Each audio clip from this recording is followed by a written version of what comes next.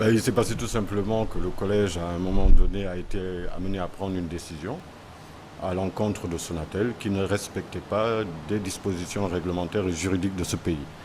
En l'occurrence, il s'agit d'un décret du président de la République qui a été pris en 2014 et dont la finalité très importante était d'arriver à créer suffisamment d'emplois dans le secteur des télécoms et notamment des TIC au Sénégal. Et ceci visait la suppression des automates, des services vocaux interactifs. Cela visait également la diminution des tarifs pour les services de renseignement commerciaux et techniques. Et cela visait également la continuité du service commercial qu'on pouvait offrir aux consommateurs. Les obligations qui n'ont pas été respectées par la Sonatel. Et tout à fait. Raison pour laquelle vous avez décidé donc de sanctionner. Absolument. Et par la suite, on n'a pas compris de 13,9 milliards, vous êtes parti, vous descendez jusqu'à 1,5 milliard. Écoutez, entre 2014 et 2016, nous étions confrontés à une difficulté, c'est que l'opérateur mis en cause n'appliquait pas le décret dans sa totalité. Et une des solutions qu'on avait, c'était finalement de le contraindre à mettre en œuvre, ou en tout cas à appliquer ce décret. Et nous avons estimé, en notre âme et conscience, que dans les outils de régulation qui étaient à notre disposition, il fallait appliquer une sanction maximale.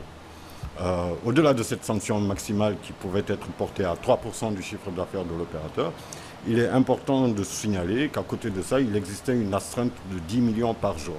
C'est-à-dire qu'en définitive, l'astreinte et la pénalité qui étaient infligées à Sonatel avaient pour seul objectif d'amener Sonatel à se conformer à la décision du collège et en l'occurrence d'appliquer les dispositions du décret pris par le chef de l'État. Mais pourquoi vous avez procédé à cette remise gracieuse que beaucoup en fait ne comprennent pas? Alors la remise gracieuse est prévue dans l'arsenal que nous avons dans le code des télécommunications. Lorsque une décision est prise par l'autorité de régulation, l'incriminé peut effectivement procéder par voie de recours à un réexamen de la décision du collège. En l'occurrence, l'opérateur incriminé a choisi de demander une grâce, parce que c'est ce dont il s'agit, c'est un recours gracieux. Et ce recours gracieux étant prévu, le collège a pris bon soin d'examiner les arguments que la Sonatel avait à présenter. Ce n'est pas une façon pour le collège de se dédire ou bien de donner de confirmer ce que les autres disaient, que cette affaire n'allait pas aboutir. Hein. C'est juste un deal, ou bien c'était juste, vous m'excusez, un show entre la RTP et la Sonatel. Non, pas du tout. Pas du tout. Je vais m'expliquer brièvement. En gros, on estime aujourd'hui que le gain qu'aurait pu tirer Sonatel de cette affaire s'évalue autour de 800 millions. À côté des 800 millions, nous estimons que l'infraction était manifeste de la part de Sonatel et cette infraction-là, nous l'avons sanctionnée. Ce qui justifie les 700 millions supplémentaires qu'on a pris. Et au total, on se retrouve avec une pénalité de 1,5 milliard. Ceci est proportionnel, je pense, à la faute qui était commise.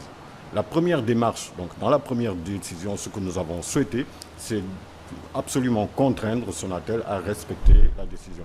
Et d'ailleurs, mis à part les 13,9 milliards... Il n'y a pas eu, quand même, on va dire, pression venant d'en haut, le fait que, bon, par exemple, vous quittez de 13,9 milliards de francs CFA jusqu'à 1,5 milliard? Non. Non. Est-ce qu'il y a eu vraiment, quand même, unanimité au sein du collège? Est-ce que tout le monde était d'accord? Parce qu'on a appris que tout le monde n'était pas d'accord. Hein. Non, d'abord, c'est un non-sens. Hein. On parle d'un collège, donc les décisions sont prises de manière collégiale. Donc forcément... Il n'y a pas eu forcing? Non, les décisions, il faut comprendre, hein, lorsque nous délibérons, oui. Parce qu'avant la prise de décision, nous procédons à une délibération, lorsque nous délibérons, effectivement, chacun des membres du Conseil est libre de donner son opinion sur la question.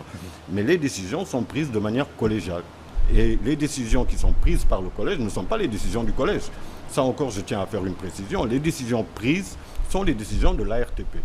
Aujourd'hui, ce n'est pas le collège qui prend une décision, c'est l'ARTP dans son entièreté qui prend une décision à travers un de ses organes, qui est l'organe de décision, et effectivement qui se retrouve être le collège. Dans ce cas, les téléspectateurs aimeraient bien édifier sur un point quand même, parce qu'on n'a pas compris le directeur général de l'ARTP qui fait une conférence de presse pour dire que maintenant l'ARTP va infliger une amende à la Sonatel estimée à 13,9 milliards. Et du coup, c'est le collège maintenant qui vient dire non, attention, maintenant ce n'est plus 13,9 milliards, mais c'est 1,5 milliard. Non. On a l'impression qu'il y a un problème de communication. Non, du tout. Non. Il n'y a pas une décision du directeur général d'un côté et une décision du collège de l'autre côté. Mais c'est lui qui avait fait l'annonce quand même. Hein. On s'en souvient lors d'une conférence de presse. Alors, je vais vous expliquer.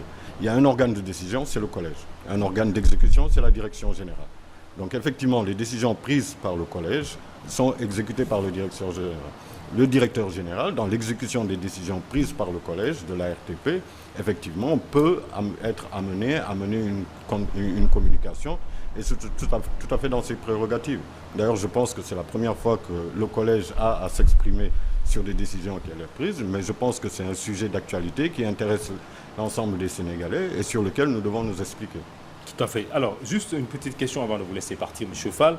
Est-ce que cette décision ne remet pas un peu en cause aussi vraiment la crédibilité de la RTP? Parce que avant cela, c'était un peu cette affaire donc, de la vente de la licence de la 4G. On n'a pas trop bien compris. Que se passe-t-il? Comment ça marche chez vous là-bas au niveau de la RTP? Non, voilà.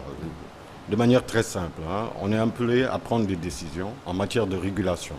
Donc on est dans un marché, celui des télécommunications, sur lequel, pour le bon fonctionnement, entre les opérateurs et les consommateurs, entre les opérateurs et les opérateurs, il est nécessaire à un moment donné qu'il y ait une structure qui se charge de réguler ce marché-là.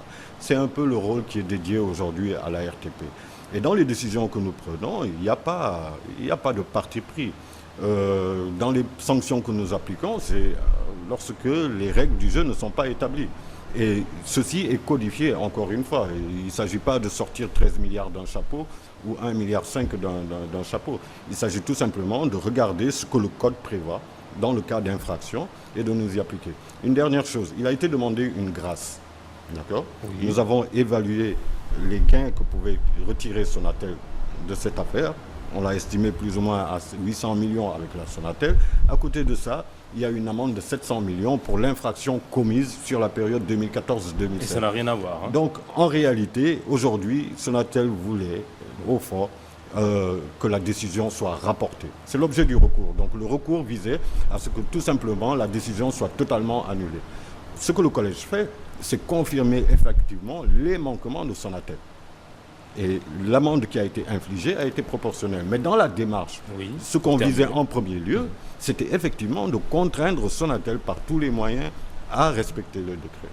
Parce qu'apparemment, c'est Sonatel qui s'en sort vainqueur. Hein. Sonatel ne s'en sort pas vainqueur. L'État du Sénégal ne s'en sort pas vainqueur. Et personne ne se sort vainqueur lorsqu'une amende est infligée. En fait, il faut considérer que c'est une peine. Et une peine n'est en soi pas réjouissante à la base. Hein. Une dernière chose qui est importante, c'est dans nos échanges tout à l'heure, vous m'avez dit que tout ça avait un parfum de deal.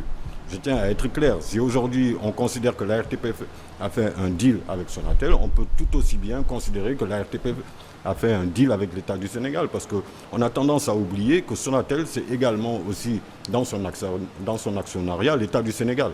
Et lorsqu'on parle d'État du Sénégal, on parle de l'ensemble des citoyens sénégalais. Donc je ne vois pas en quoi cela est réjouissant.